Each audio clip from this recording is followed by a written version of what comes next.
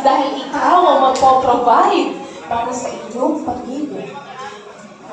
Sige po. Maligaya po yung mga bulaklak. Ilagay lang natin sila dyan. Okay po. Then, kakaglam po kayo na maliit na sweets. Yan.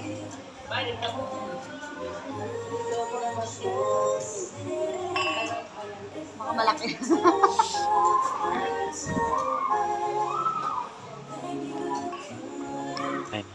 Nabuhay siya.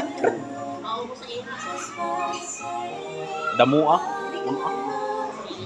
Alright, now, the bride and the groom will take hold of the Baka fork. kasi mag-away ang dua. No? Iisa tayo ng tinidor na kung saan kukuha tayo ng piraso at isusubo natin sa ating kapartner. Diyos, dakuha Diyos.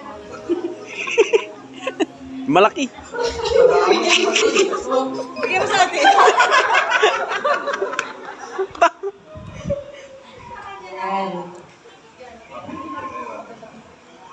At sabay tayong susubo. Subuan na!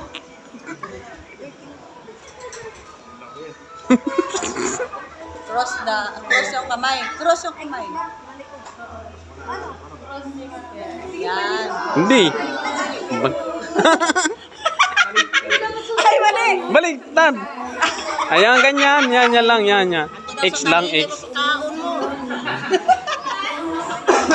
Okay. Wala mo mga kamay dyan? Aba, ganito na naman. Di ba? Okay, yeah, thank you so much, Sir Mario. And with this, no, so syempre, nandyan na Meron rin- pa, ayan. Kailangan nila ng palula, no? So, ayan. So, with the drinking of the wine, yan, yan yung pa-cross. Ayan, ganyan. Yan na yan. Okay na yan.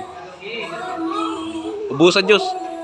Busa, sayang yun. Yes, and that is consummating your first official meal as husband and Anay. wife. At dahil ganap na yan, syempre, isa pang kiss naman dyan!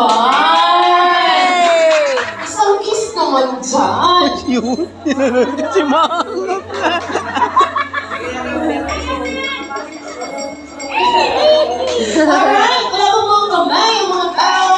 Okay, congratulations, Mr. and Mrs. Santiago. And of course, before we come to an end, syempre, may special message ang ating bride and groom. And I am now handing over the mic over to them to give the final remarks. Ayan. Kasi maliligo na siya. Nagbibilis na siya. Anong ginawa? Nandun sa Innova yung bag. Ano ba color? Hello everyone.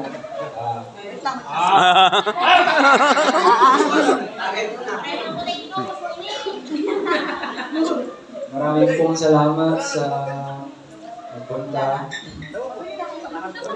Lalo po sa kapatid ko na galing pa sa Cavite. Ay, siyo. Uy. Maraming pong salamat sa Ito pa, isa para.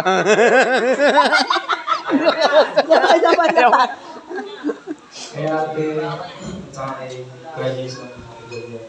Thank you so much po.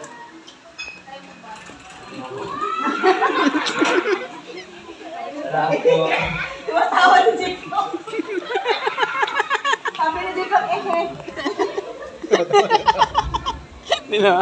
And syempre, ang final message mo para kay wife for this special day. Yun. Na.